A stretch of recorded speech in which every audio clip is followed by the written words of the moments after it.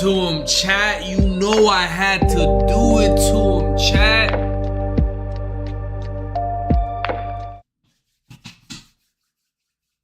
Ooh-wee. Ooh-wee. How y'all doing? I hope you doing good. I hope you having a good day. And an even better day now that your boy's here. Because listen, I know I missed y'all on Wednesday. I know I missed y'all. Look, it's been an interesting week. I had to take a little break.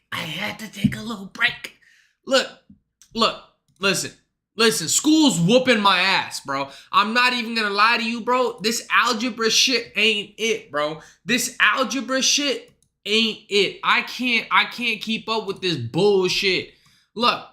Why do we gotta do triangle plus square equals a fucking rectangle? I don't give a fuck. Why do we need to get a square root of x? I don't give a fuck about that bitch. What are we talking about? Why are we worried about x's? Like y equals mc squared, suck this dick. Like, what are we talking about, bro?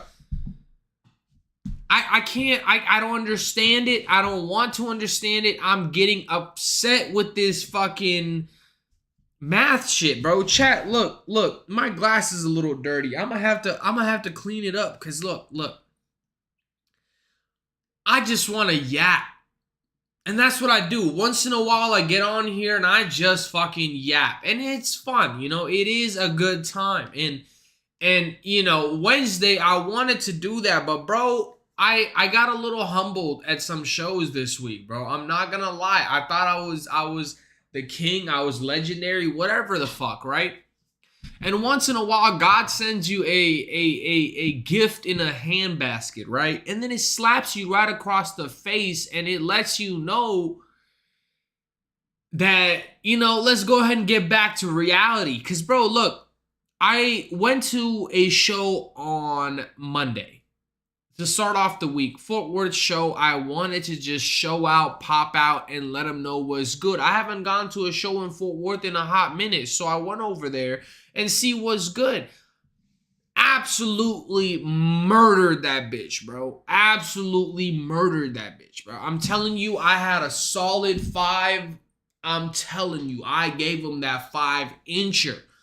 It's not the size that matters. It's the motion of the ocean. I was in that ocean. And look, Chad, I was having a good time. I was enjoying the vibes. The fucking vibes were solid. The Mad Hatter mic, the bar itself, Mad Hatter in Fort Worth has this vibe to it, bro. I don't know how I can say, but certain bars, certain clubs, certain open mics just have a little vibe to it. Like I said, Quinlan's has its own vibe. Mad Hatter has its own vibe. No matter what you do, like, it might be funny over there. Like, it's just a bunch of comics, a few, you know, locals, but it's a good vibe. And I, goddamn, had a fucking jolly of a time. And I'm telling you, chat, I'm telling you, it kind of set the standard, you know, that I was not prepared to let down. So the next day I went to Comedy Arena. Tuesday night I went to Comedy Arena. Just riding off the high of Monday. And I'm telling you, it couldn't have gone worse. I went straight from work. It was a long fucking day at work. It was grueling day at work, bro. Work whooped my ass on Tuesday, bro. I'm not even gonna lie to y'all. Work whooped my ass on Tuesday. So right after work, I'm already tired. My energy and aura is drained. I'm driving from work to the mic because apparently they want to start the mic at 7. I don't know why, but somehow, some way they want to start the mic early. And it's all cool because I got home at a reasonable time to go to bed early because that depression hit instantly. I bombed so bad. At least I feel like I bombed so bad that I probably should have quit comedy after that. Like, it wasn't a bomb like I walked out people or nothing, bro. It was a bomb to the point that nobody made a sound. Like, I'm telling you, bro, it was one of those bombs. Like, I didn't change my setup. I didn't do nothing different. Well, I did a few things that were different. Don't get me wrong. I did a few things that were different. But the bomb was so bad. Nobody said nothing. There was no reactions. And bro, I'd rather people be mad at me and upset at me and yell at me than fucking staying quiet, you know? Like there was a good like 20 people in there maybe. And nobody said a word. They just watched. And I'm like, damn, bro. There was a few chuckles, don't get me wrong, but overall it was just pure silence. And bro, I could hear myself think. I heard the dude do dishes in the back. There has been one other time at Comedy Arena I bombed that bad where I heard them doing dishes in the back. And dude, it humbles you to the core. It makes you start sweating. And on stage, I felt my sweat going down fucking my forehead down to my ball sack, bro. I felt that shit. And it hurt my soul because I'm like, yo, I need to write more. I need to do something better. I don't know what the hell is going on, bro. And, you know, I already was planning to take Wednesday off. I was like, maybe if I have a really good Tuesday, I might go to a show on Wednesday. Hell no. Hell no. So I just ended up just staying home on Wednesday, doing some homework and fucking working on myself. I don't know, bro. I cleaned my apartment to fucking organize my shit, bro. I had to do some dishes. I had to vacuum. I had to change my bed sheets because I can't even go back to like the same bed sheets because that shit was dirty as hell. I can't even sleep in the same bed that night, bro. I was so upset with myself that I bombed so bad, bro. That I'm not gonna lie, I fucked up my whole week. It low-key fucked up my whole week because my vibe was just completely off. And then, you know, I binge watched the new show, the Halo show. I don't know if y'all, you know, heard about the new show on Netflix. I mean, I don't know if it's new, but it's new to me. You know, it's new to me. I've not seen it before. Halo, I binge watched recently. And I binge watched that shit Wednesday night as much as I could. Because I wanted to get on stream and I was like, nah, bro, I can't get on stream and bomb on stream, bro. There's no way. I can't just do that. I don't know, bro. This whole week I just been procrastinating. And that night I genuinely procrastinated to the point where I couldn't do it, bro. And I ended up, you know, just chilling and just watching TV, doing some homework. And it kind of made me feel a little bit better. But dude, it fucked me up because I started writing more that night. I was like, bro, I gotta organize, bro. Like, there's no way. Like, I can't keep constantly getting in the bad habit of yelling and screaming and expecting everybody to understand what that is, you know? Some people don't want that. That's not stand-up for them. That's just yelling and being angry on stage. You know, a lot of people try different things and want to do different things. And I think that's cool and all. But I genuinely feel like a lot of older folks don't understand that. There has been nights that I've had, you know, some old motherfuckers that are like, bro, that shit was fire. I don't know what you're doing, but you're doing it.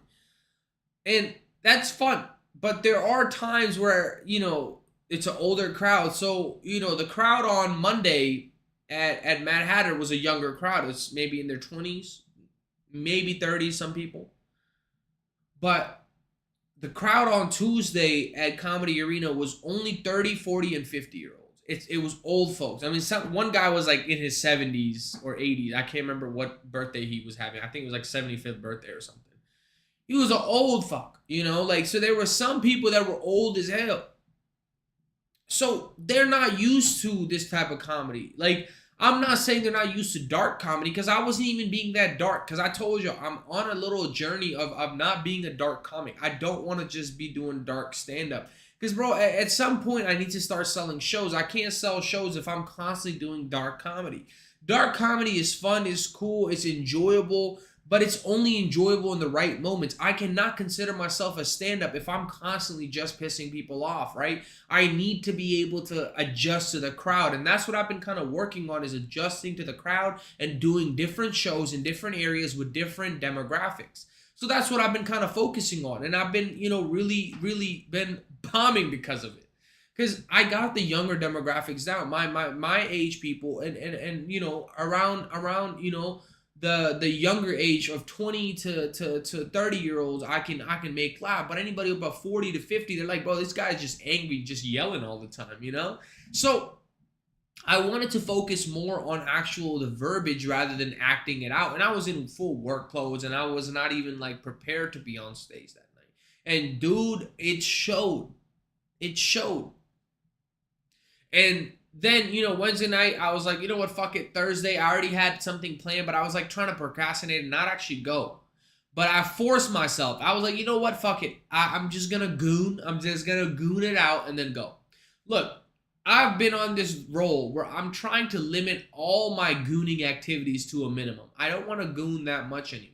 Because look, bro, gooning is really taking away from the aura. When you don't goon that often, I feel like it takes away that goon brain. The goon brain rots a lot of your aura. And I feel like, I've been putting that to the test and I really feel it. Because, bro, it got that fucking extra adrenaline. It got that extra fucking, I don't know how to describe it.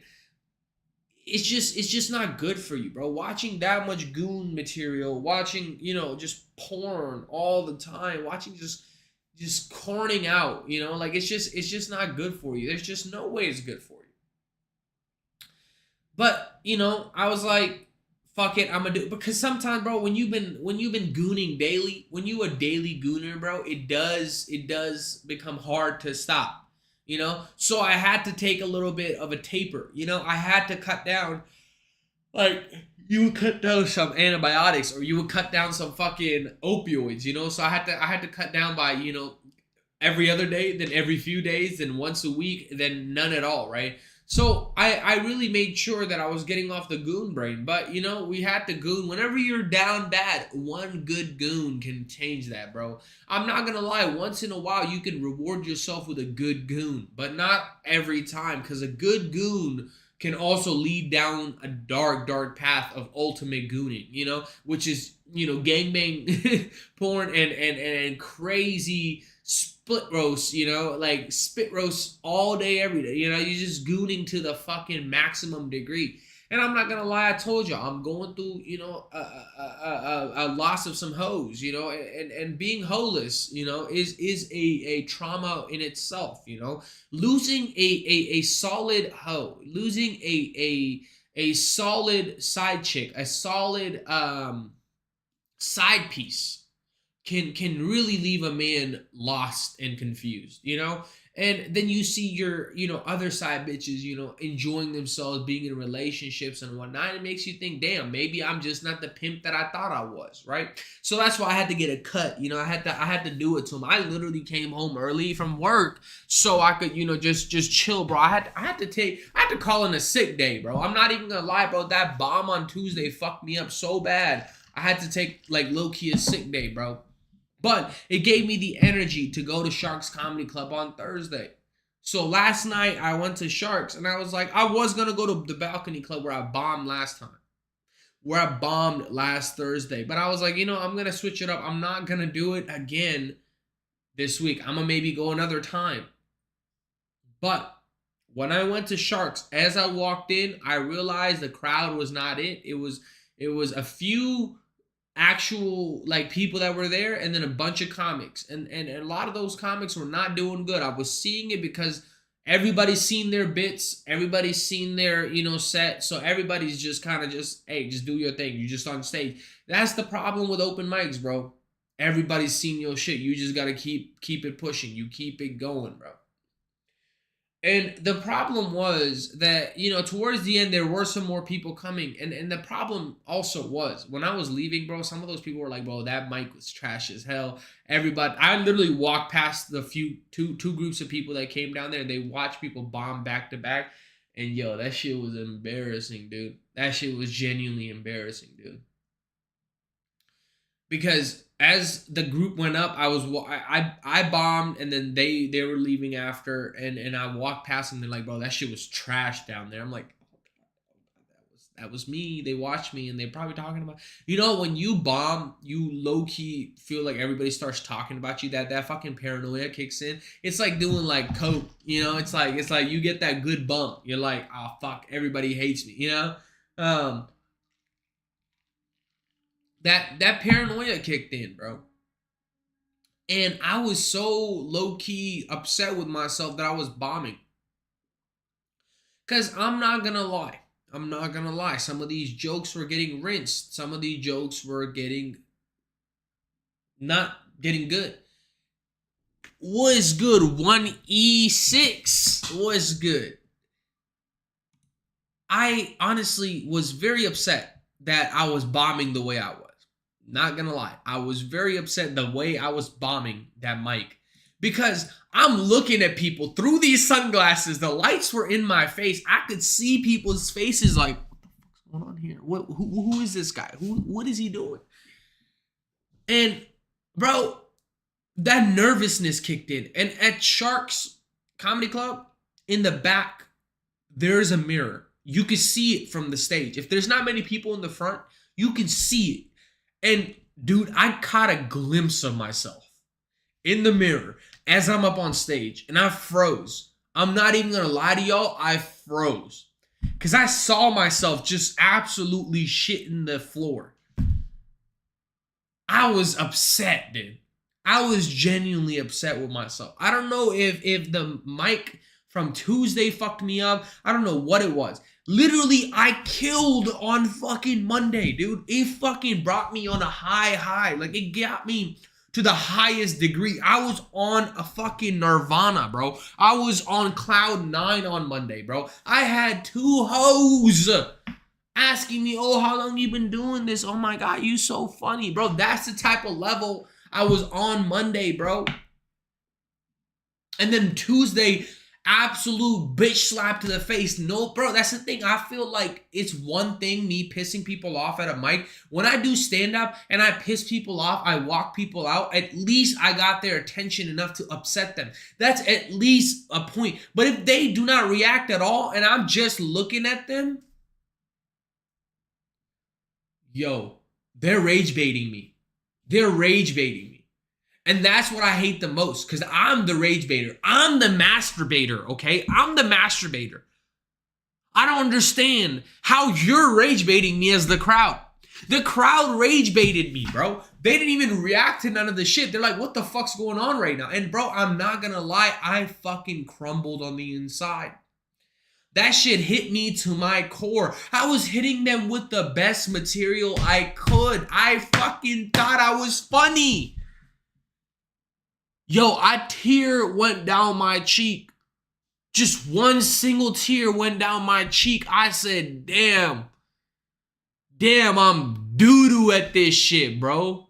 Damn, I'm ass at comedy, bro. I'm doo-doo. And I'm telling y'all, bro, that type of humbling fucks you up, bro. That's the type of shit you gotta go get a haircut, go do a fucking sauna, go do some ice bath, go work out for 2 days.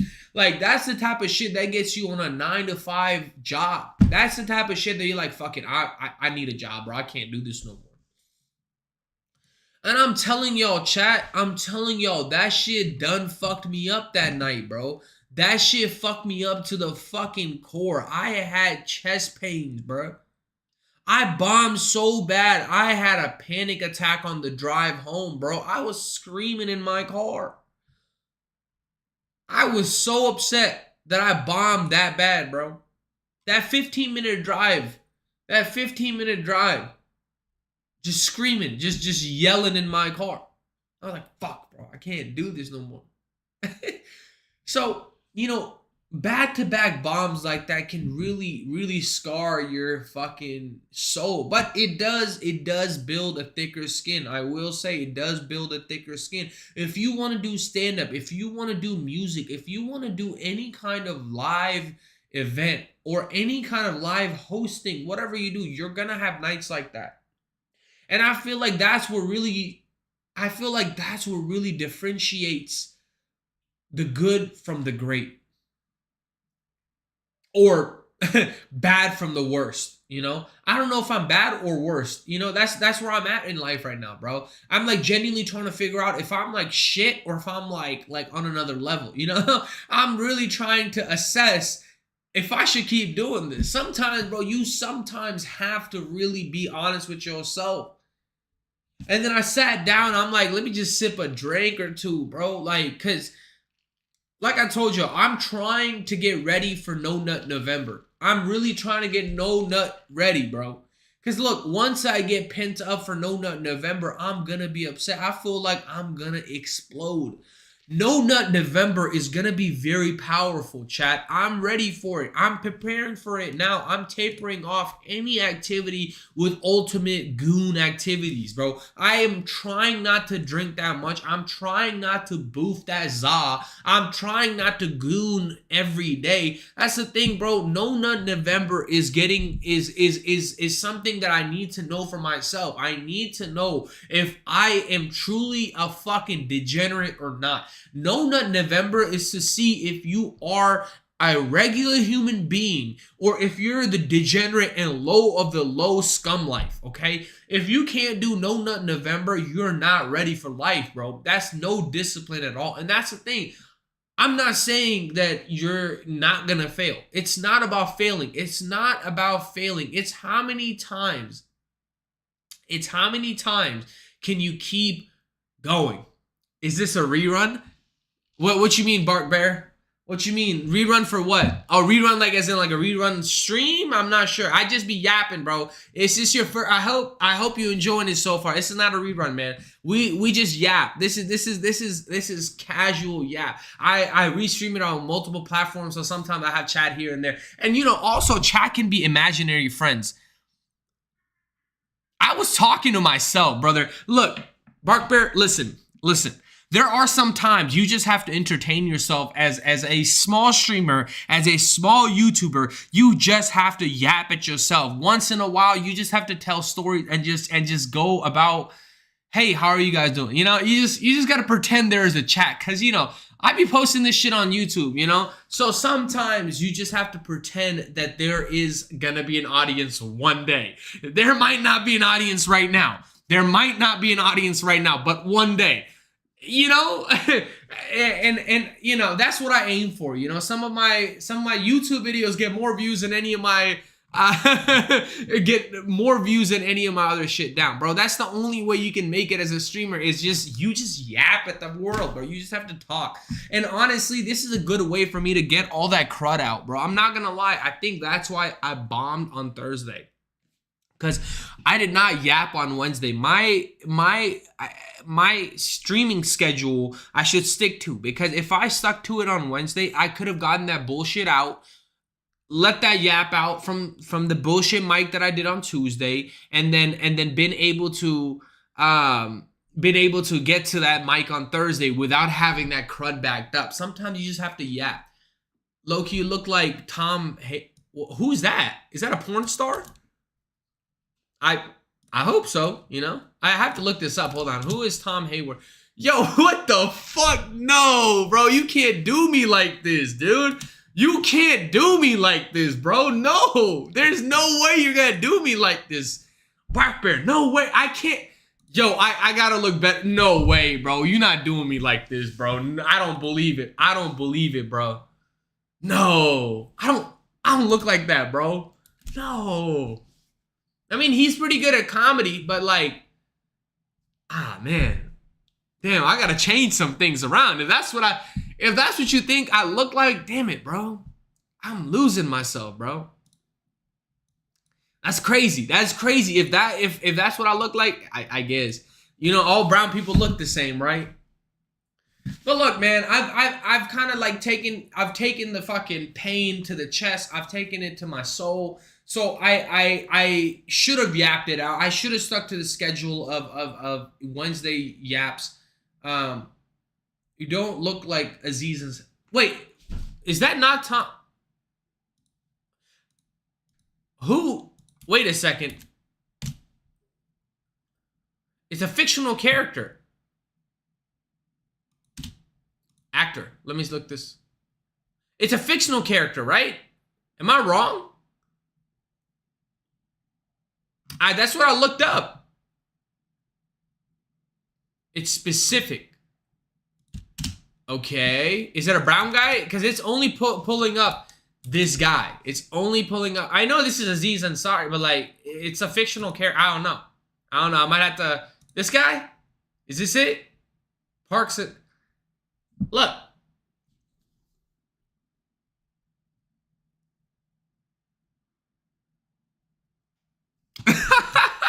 Do the pose. Is that... I don't know, bro. I don't know, bro. Look. So, chat, I hope my yap sometimes can make somebody feel better, that you know, if you're aiming to be a comedian, if you're wanting to do something in the entertainment industry, just know there are going to be nights where you shit the bed. You just have to understand there are going to be nights you're going to bomb on stage where nobody laughs at anything you do. And they're going to tell you look like Aziz Ansari. And they're going to tell you that, look, go get you a haircut. Because haircuts make you feel better. Look, I got a good little face so I can go get me a big booty Latina or something, bro. I had to go get me a fade to make myself feel better, bro. Look, I'm telling you, bro, sometimes God humbles you to just keep you in line. No, the arms open. Was good. Nah, I'm playing. That made me fucking cringe on the inside. I'm not even gonna lie to you. That made me cringe on the inside. I'm gonna take some drinks. Look. Hey, get you a good hydration drink, chat. Look, get you a good hydration drink. Keep yourself hydrated, because tonight we're getting dehydrated, okay? But look, next week, I want to do a little bit better on stage. I want to get a little bit better on stage, bro. Look, I feel like there are times that you have to look at your shit objectively. As a comedian, as an entertainer, as whatever you want to do, you have to look at your art objectively. And I'm looking at it objectively. Sure, I've been doing the Chitlin circuits. I've been doing the Black and Latina clubs, and I've been killing at those. And there are certain things that kill all around. But you have to rewrite your sets, and that's what I've been focusing on. I need to get to this book. I've been staring at the joke writing book for so long, chat. I've been staring at this guide. It's only a fucking 160 pages. My homie, Sean, gave this to me, bro. 170 something pages, bro. I have to read it. I've been so nervous at reading this. I don't know why. I'm anxiety ridden reading this. I'm like, I don't know. There's something to it that I need to do. There are some things that you really need to focus on and really get to, you know, putting the effort in. And that's where I'm sitting at right now. That's the big moves that I want to make in the next big 2026, bro. It's let's get organized. Let's take the next step. Let's take the leap of faith.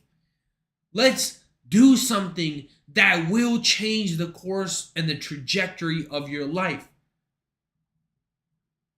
And that's, you know, just doing things that you're not comfortable with.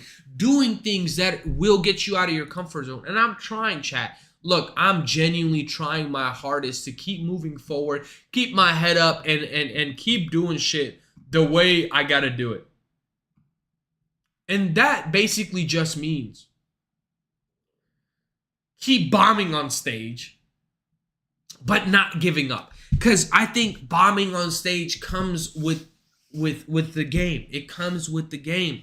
There's nothing no comedian can say when you bomb on stage, because that's part of the fucking game. It is the game that runs the fucking world. If you do stand-up, if you do entertainment, you're gonna have shows that suck ball sacks.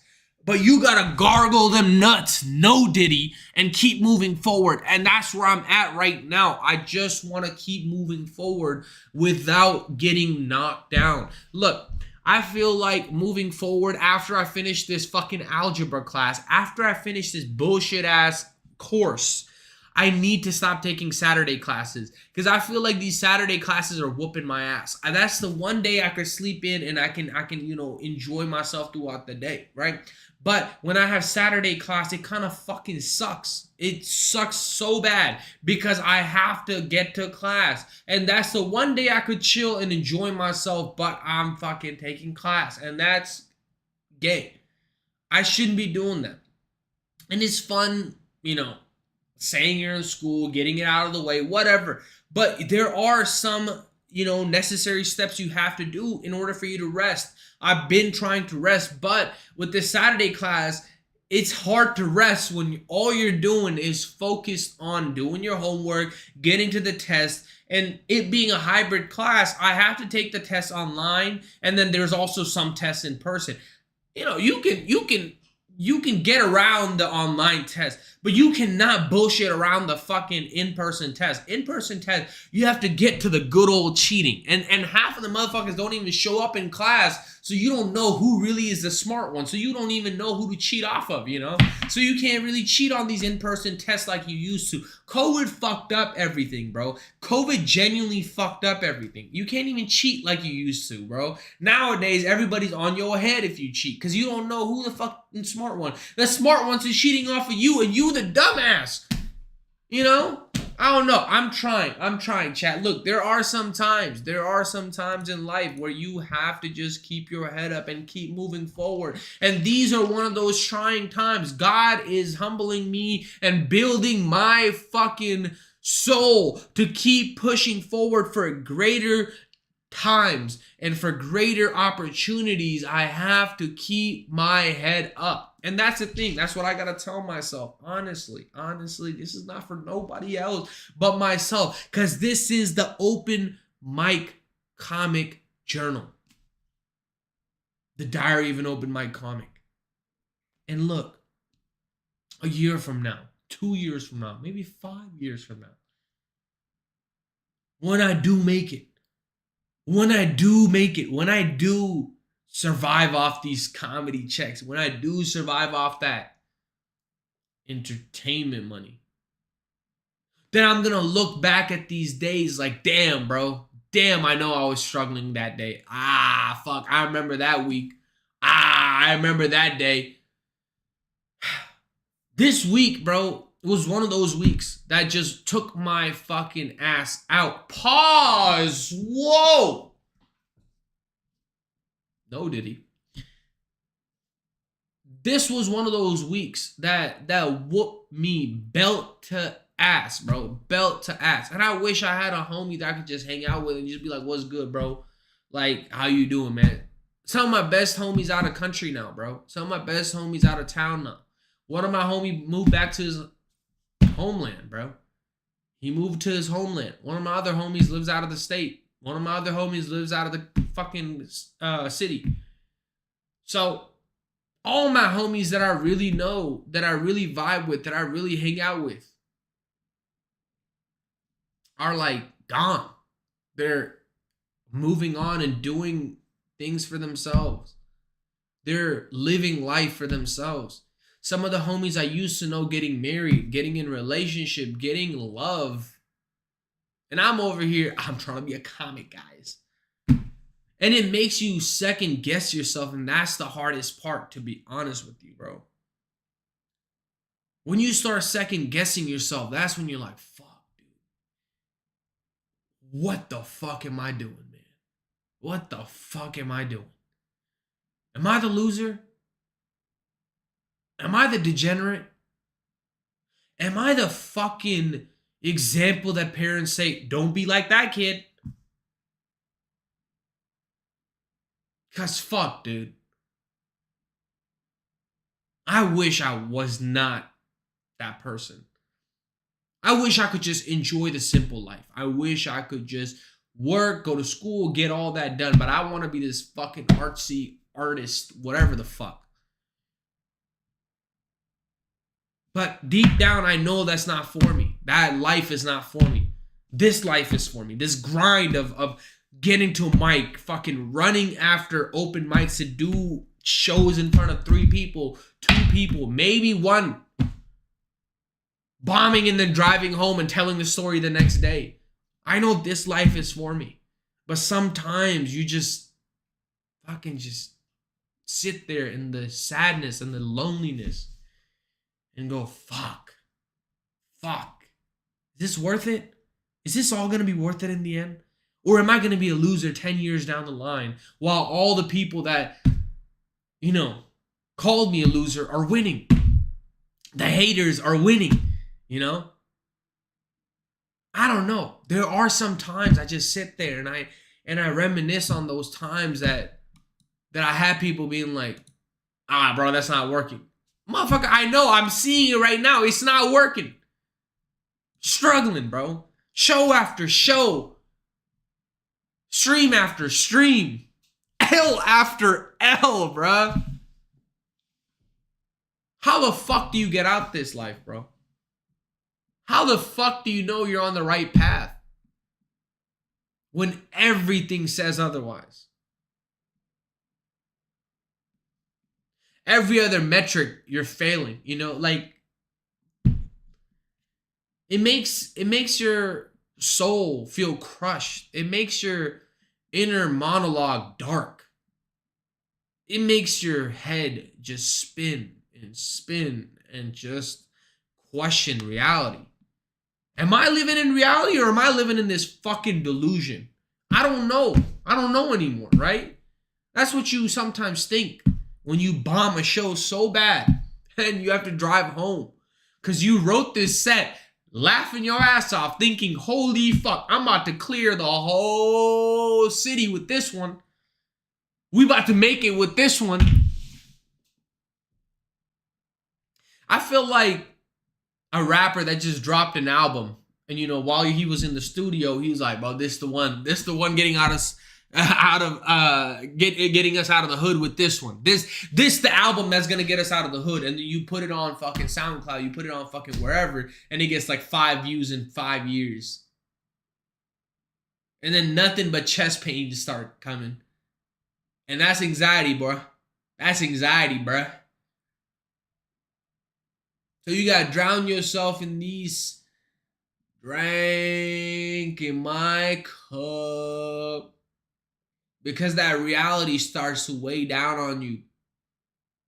That pain starts to press up against your chest. Because you see the motherfuckers that was hating on you. And you see them driving Porsches, driving fucking Benzes, and driving damn Beamers, and you over here in a 2012 Camry with a broken bumper and a damn stutter. And then you question your judgment. You question your choices. Those are the times that I really am like, fuck, man. What am I doing? Fuck am I doing, bro? How do I get out of this fucking hellhole? How do I get out of this little fucking delusion? And that's the thing. That's the weird part. Because I'm not in a hellhole. I can't even complain. Because compared to the other homies back in my homeland, I made it, bro. That's the fucking sad part. That's the fucking gratitude that I need to have.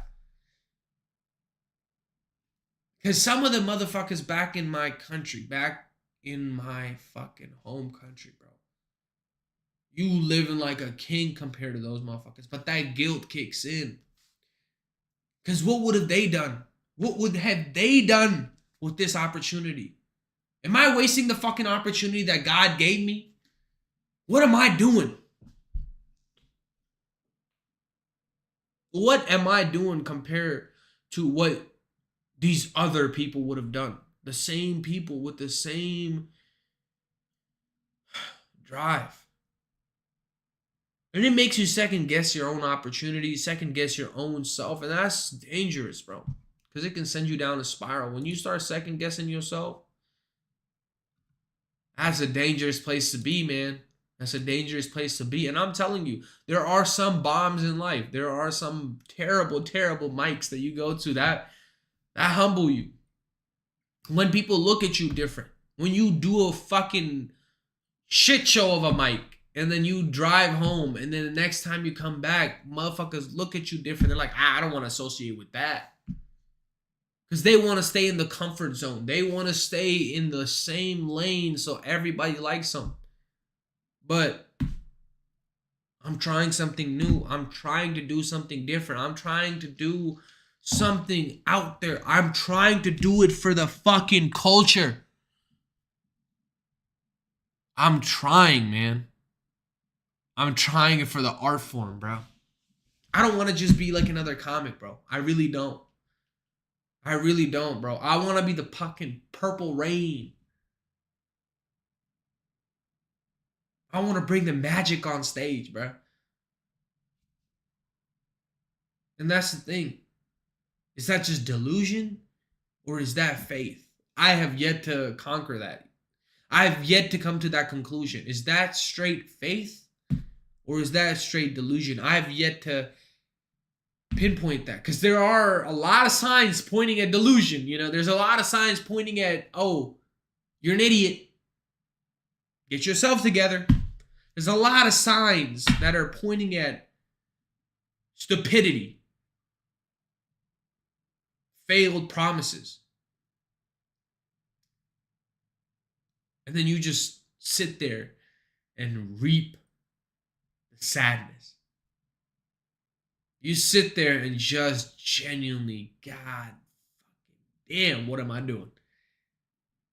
And then a long drive home, you just scream in your car because you feeling the pain nobody else feeling.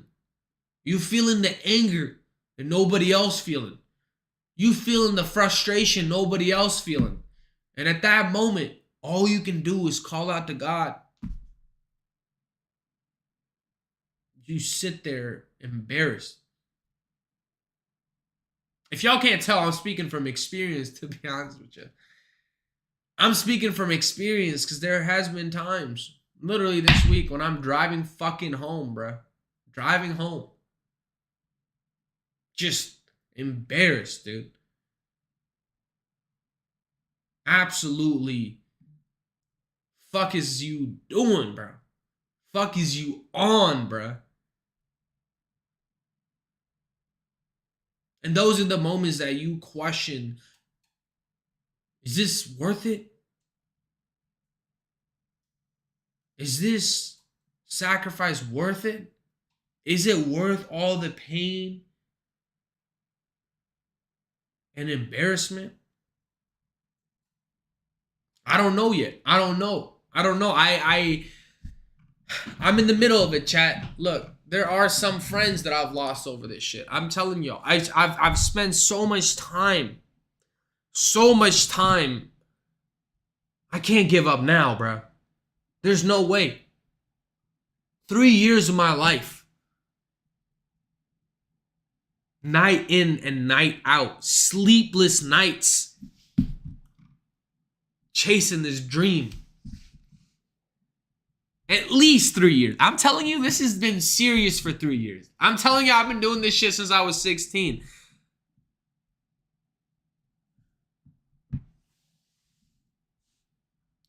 But at least in the last 3 years, I've took it to the fucking soul.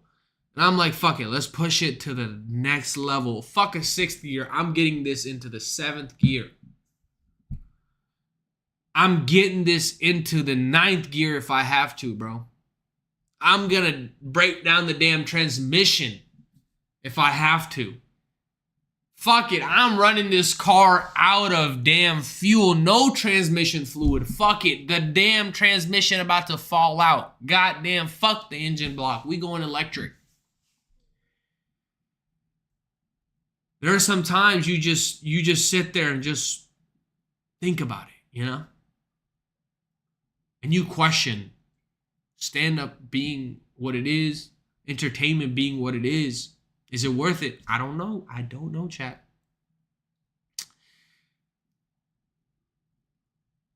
So I hope you enjoyed the yap so far. I hope you liked it, chat. Hit the fucking follow button. Hit the notifications, because tonight we're just vibing out, enjoying the big moves. And look, if anybody knows about, you know, a loss, it's the Axis powers. The reasons the fucking Germans lost. Let's find out. Let's find out why they lost World War II, bro. Let's go ahead and find out what's good with it. Human history. It touched every continent, claiming millions of lives, and it created the world that we know today. But why did it turn out the way it did? Why did the Allies win the war? Or is a better question, why did the Axis lose it? Using IWM's Second World War galleries, we'll journey through the key events, turning points and human stories that decided the outcome. First, let's go back to the 1920s. These were the world's major powers. Now there were 6 of them, but 2 were a cut above the rest, true global superpowers, and they would both join the Allied side in the coming war. Britain was the world's largest empire. With its huge navy, it controlled the world's oceans, while the United States was the world's richest country, the financial capital of the globe. But in 1929, everything changed. The world economy crashed, and Britain and the US stepped back from the world stage. In the chaos, nationalist governments rose to power around the world, in particular in Germany and Japan. Their new governments wanted to build empires from which they could extract resources and become global superpowers themselves. Crucially, they were prepared to go to war to make this vision a reality. The policy of Britain, France and the United States was to avoid war at any cost. The United States... I mean, clearly they not doing that no more. Nowadays, they say, fuck all that. Bring out the nukes. ...passed laws requiring it to remain neutral in any future war, while Britain employed a strategy known as appeasement. This policy is widely discredited today, but at the time, it was popular. On display here in IWM's Second World War galleries is the Anglo-German Declaration, signed by Prime Minister Chamberlain and Adolf Hitler. It was drafted in the wake of the Munich conference, where the British and French had agreed to Hitler annexing the German-speaking... That's a big boy. Look, that wide body, bro. He a wide body. ...parts of Czechoslovakia, in the hope of avoiding war. Chamberlain believed that this piece of paper guaranteed peace for our time. But less than a year later, he would find himself declaring war on Germany. In 1931, this new era of conflict began.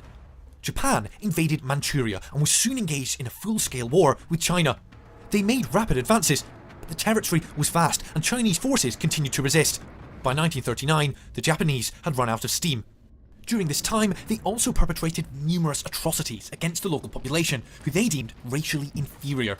Up to 20 million. I feel like, bro, this is where we're at right now, bro. There's a lot of fucking race wars going on. There's a lot of craziness going on in the world, bro. I feel like this is how the world gets to World War III. Even though World War III is probably going to be straight nuclear, you know? These people would die over the course of the Second World War. Meanwhile, in Europe, Germany began building up their war machine and expanding their territory in Europe. First the Rhineland, then Austria, then the Sudetenland in 1938. It was at this point that Hitler signed the Anglo-German Declaration that we saw earlier, promising that his ambitions had been satisfied. But the following year, he annexed the remainder of Czechoslovakia. It was a watershed moment. Despite their unpreparedness for war, Britain and France gave security guarantees to Poland. And so, when Germany invaded in 1939, Europe was engulfed in all-out war. Then, in a shocking development, the Soviet Union allied with Germany to invade Poland from the east. The communist Soviets and fascist Germans were ideological enemies, but in 1939 and 40, they put their differences aside and remade Europe. The Soviets occupied the Baltic states, plus parts of Romania and Finland. Meanwhile, the Germans took Denmark and Norway before achieving one of the most stunning victories of the war. Using cutting-edge tactics, German forces overran France and the Low Countries in the space of just 6 weeks. Britain was vulnerable. When the British evacuated from France at Dunkirk... Bro, that was fucking taking land with boats like this is the craziest thing to me, bro. You that cocky with a boat that gets shot and is sunk? You can shoot a bow and arrow on that thing and it'll explode. With the help of small boats like Tamsin, they left nearly all of their heavy equipment behind. The appearance was of an unstoppable German war machine and Britain alone and at bay. However, this wasn't entirely the case. Britain received crucial support from its empire and dominions, the United States, plus other nations whose governments were in exile in the UK. Germany expected Britain to surrender, but to Hitler's dismay, Britain's new Prime Minister, Winston Churchill, resolved to fight on. Britain could still rely on the vital defensive barrier of the English Channel. The Royal Navy was at full stretch, but still the largest in the world. And the Royal Air Force had a highly sophisticated air defence system and cutting-edge fighter aircraft. Together, they were able to hold Germany at arm's length and prevent an invasion. Britain was still in the war. It was now that Germany, Japan and Italy signed an alliance to become the Axis powers. Bro, y'all think, bro, nowadays, I mean, I feel like they would probably have Hitler on the podcast. You know, nowadays, like, there's probably like, you know, Netanyahu podcast is like the closest they have to Hitler being on a podcast. And I feel like, bro, I know Nelk Boys got a lot of hate for doing that. Nelk Boys got a lot of hate for getting Netanyahu on the podcast. But look, bro, I'm not gonna lie, that's like a historical event. But if you do think about it, that is looking at history from like a very cut, like in a very like niche way, because he is talking like about Burger King, how he likes Burger King. Like the Burger King stock went like crazy after that, I assume. But it is like, bro, if you had the opportunity to interview Hitler, why would you not? Obviously, that's a crazy take, but bro, why would you not though? Like, that's a historical moment. Obviously, he's a bad person, whatever. But that's free speech. You have to do that. Nowadays, I feel like the free speech is under attack, bro. Now, at this point, the prospects looked good. However, beneath the surface... Remember, Times put Hitler as you know, the man of the year, right? Let's just be honest. Like, there were big problems. Italy wanted to build a new Roman Empire in North Africa and the Balkans, but their attempts to conquer Greece and Egypt were floundering. Germany's new territory in Europe was being blockaded by Britain's Royal Navy and supplies were running short. In fact, Germany was so lacking in food and oil that their alliance with the Soviet Union was the only thing keeping them afloat. Likewise, Japan had occupied French Indochina in 1940 to cut the Chinese off from their supply lines. But this act had provoked a fierce response from the United States. The United States was not officially in the war, but it was still making its presence felt. The atrocities committed by Japan in its war against China helped to sway American public opinion against Japan. In response to the Japanese one thing I siege- will say, bro, the only thing I will say, bro, United States is in such a strategic area. It's surrounded by water on both sides. The only thing that they could do is drop a nuke right in the center of the US and they will wipe out most of the country. But other than that, United States is in a very like strategic good place, right? So like it's hard to say that they would ever, you know, do what they did to Europe, you know. But I will say if going gets tough, Putin could hit him with the nuke, you know? French Indochina, America imposed an oil and steel embargo on Japan. When Britain and the Netherlands joined the embargo, Japan lost access to 94% of its oil imports, effectively overnight. The Americans were also gearing up their own war machine. And while America was still ostensibly neutral, this crucial material of war was supplied exclusively to the Allies.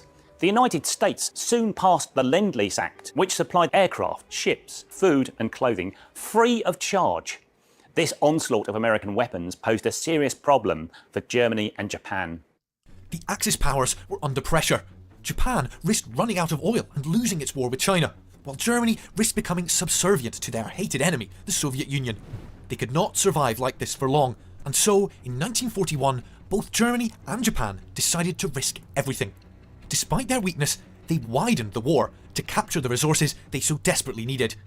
In June 1941, Germany turned on their ally and invaded the Soviet Union. They had the largest invading force in the history of warfare, but the Soviet Union was a huge country. If they wanted to win, the Germans would have to do it quickly. Nazi That's ideology. why I say, bro, at the end of the day, bro, loyalty wins over everything, bro. Nowadays, bro, it makes it so hard for people to be loyal, but loyalty wins over all, bro. Loyalty wins wars. If they didn't do that, if they didn't turn their back on fucking Russia, hey, we might be hitting the damn German national anthem right now. Slav peoples to be racially inferior and hence a less formidable enemy. Hitler believed we have only to kick in the front door and the whole rotten edifice will come tumbling down. This dismissive assessment proved deadly for Nazi Germany.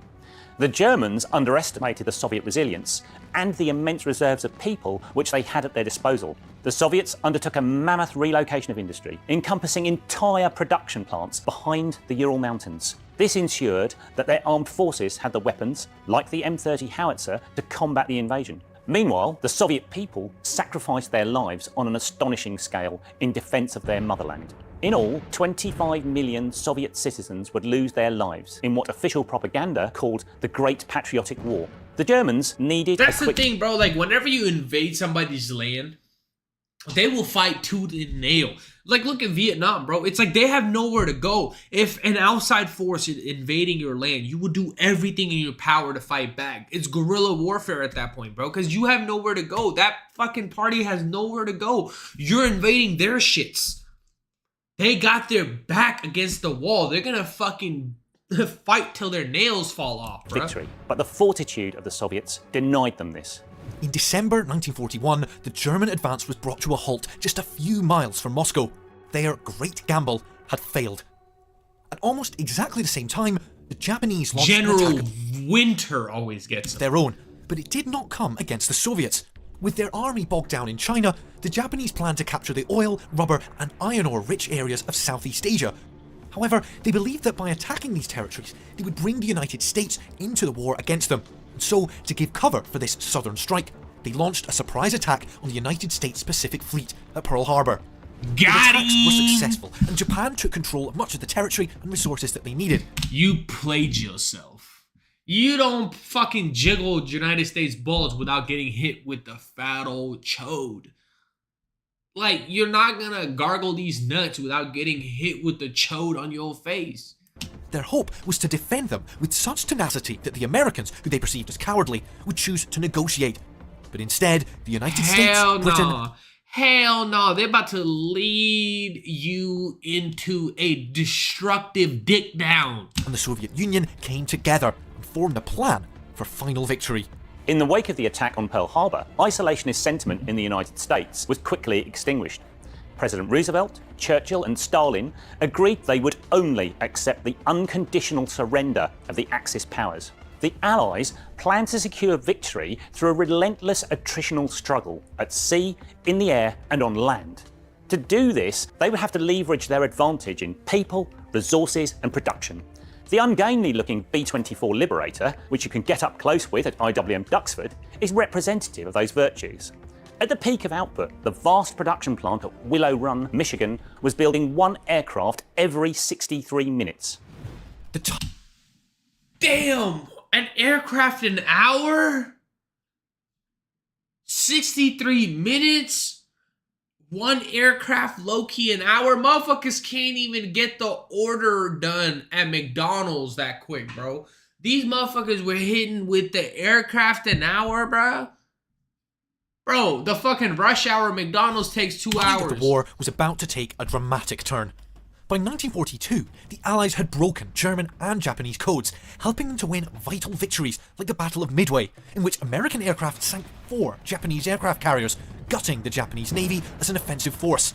Similarly, on the Eastern Front, Germany's last-ditch effort to capture the oil fields of the Caucasus was foiled at the Battle of Stalingrad, the bloodiest battle of the war, where Soviet forces surrounded and destroyed an entire German army. The Axis powers had hoped for a quick victory. Instead, they were stuck in a war of attrition in which they were outnumbered in every conceivable way. It was now up to the Allies to turn their myriad advantages into a victory. The term Battle of the Atlantic implies a clash of grand fleets akin to that of Trafalgar. Rather, it was a struggle conducted during the entire war as Germany employed U-boats in an attempt to starve Britain out of the conflict. The Germans sank millions of tons of Allied shipping, illustrated here in IWM's Second World War galleries. Losses peaked during what German submariners called the Second Happy Time in 1942. But the Allies began to turn the tide. The Allies were able to replace their losses with mass-manufactured Liberty ships. At peak production, 3 were built every 2 days. They also developed their convoy tactics, providing improved naval escorts. Finally, technical innovation was also employed. Aircraft, like the Very Long-Range Liberator, to cover the entire Atlantic, sonar and the Lee Light to hunt out the U-boats, and the Hedgehog mortar to assist in their destruction. By 1943, the Allies were winning the Battle of the Atlantic, and were slowly... Imagine how many fishes were extinct because of these motherfuckers, bro. They're low-key dropping bombs without giving a single fuck. No fucks were given that day. strangling the Axis powers with blockades of their own. When the Japanese attempted to transport the bounty from their newly conquered territories back to the home islands, they were savaged by American submarines and aircraft. In fact, the Axis powers had so little oil that they had to slash training times for their pilots, making them easy prey for their better trained adversaries. By now, the Allied forces had taken the offensive, island hopping towards Japan, recapturing Ukraine, and knocking Italy out of the war. This brought them closer to Axis territory, where Allied air power could now deal real damage. The British and Americans subjected the Third Reich to a round-the-clock bombing campaign. The British wreaked destruction on housing in German towns and cities by night, and the Americans targeted daylight precision bombing at German factories. The costs for both USAF and Bomber Command were high. On display, we have a tail section from a Bf-110 night fighter, whose pilot, Heinz Wolfgang Schnaufer, downed 121 unescorted British bombers. Still, the strategic bombing campaign caused the Germans to disperse their aircraft production to smaller factories, sacrificing economies of scale. Luftwaffe fighter aircraft were lured into the air to attack massed formations of American bombers, whereupon they were engaged by the USAF fighter escorts. In this attritional warfare, the Allies triumphed. By now, American bombers were also striking Japan, using firebombs to torch entire cities. Damn! Hundreds of thousands of Axis civilians would lose their lives in the Allied strategic bombing campaigns. 1944 also revealed the height of the Holocaust, Germany's campaign of mass murder against Europe's Jewish population. In total, 6 million Jewish people would be starved, murdered, or worked to death in the service of Germany's ailing war economy. Weirdly enough, I'm not saying that this is any better, but you could have used them in the war. If you're being strategic, you could have put them at the front lines like Genghis Khan did, you know? I'm not saying use these strategic. I'm just saying, if you're a general. That summer, the Allies landed in France on D-Day and began to liberate Western Europe. At the same time, the Soviets launched the massive Operation Bagration. Both campaigns saw major success. Not only did they outnumber the Germans in men and machines, but they also had better logistics, supplying their men with trucks, while the Axis powers mainly relied on horses. The Allied leadership had learned how to fight a modern war. At the beginning of the war, the Germans delegated considerable authority to field commanders. This autonomy enabled the astounding success of the campaign against France in 1940. By comparison, Stalin appointed himself Supreme Commander of Soviet forces. We have his shoulder boards on display here. But as the war progressed, Stalin began to trust the advice of his generals, with improved results. Meanwhile, Hitler went in the opposite direction. He began to believe increasingly in his own strategic genius. "I go the way Providence dictates, with the assurance of a sleepwalker," he said. Hitler refused requests by field commanders to make strategic withdrawals, with disastrous consequences for the German army. As a result, the Allies made consistent gains. The outcome of the war was essentially decided, but Germany and Japan refused to surrender. The starkest manifestation of this was the sacrificing of young Japanese pilots. Damn, my headset just went out. Holy shit, my headset just lost power. Hold on a second, I gotta charge this hoe.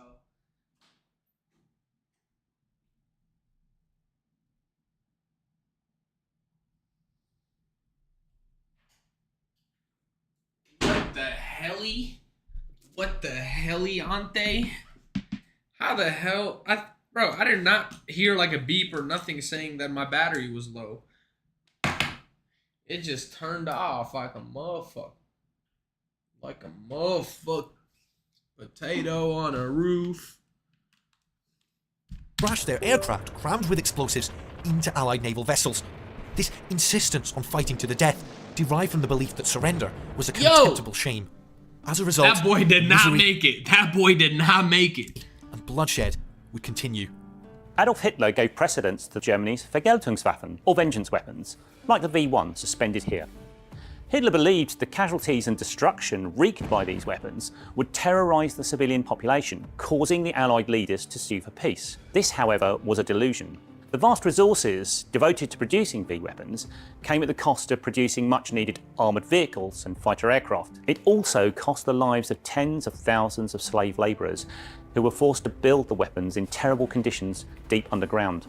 By contrast, the Allies spent considerable wealth developing a brand new, era-defining weapon with decisive impact, the atomic bomb.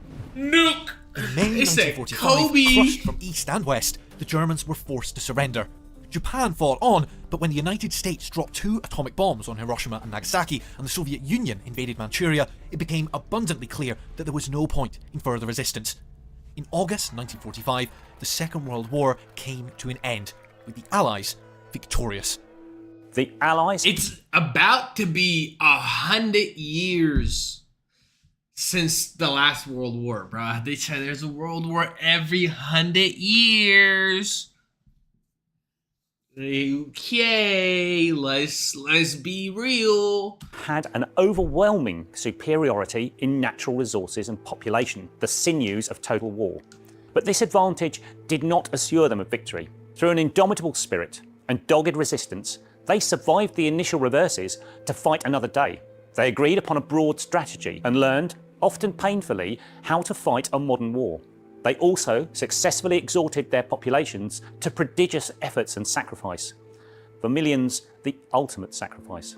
The people of the Allied nations demonstrated their resolve and resilience, whether in fighting the Axis, producing the myriad manufactures demanded by modern mechanised war, or serving in the many auxiliary services. On VE Day, Churchill addressed crowds in London with the words, "This is your victory." W video. Yo, look. War is inevitable, I feel like, bro. Imperial War Museum, W video. Look, I feel like war is inevitable. World War III is low-key looking like it's around the corner, chat. I'm telling you, the way things are moving around, the way shits are moving around, it seems like World War III is around the corner. I hope not. But will you enlist is the real question. Look, I'm just saying. So I hope y'all enjoyed the fucking stream tonight. I hope y'all hit the follow button, hit the notifications. And until next time, I hope you stay blessed.